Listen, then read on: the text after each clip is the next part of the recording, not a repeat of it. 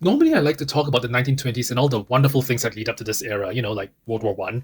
But now I'd like to skip ahead to 1936 and what I consider to be the greatest murder of the 20th century. Don't worry, it still ties back because we're talking about good old George V, who was King of England through World War One in the 1920s and who started this tradition of addressing the nation, every Christmas through the BBC.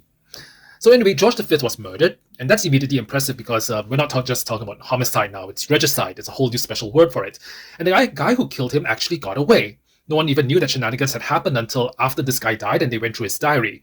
And this guy was Lord Dawson, the king's personal physician. Which explains a lot. I mean, who questions the doctor who signs off the king's death certificate, right?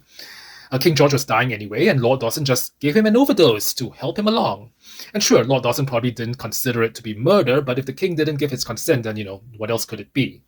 As for why, get this.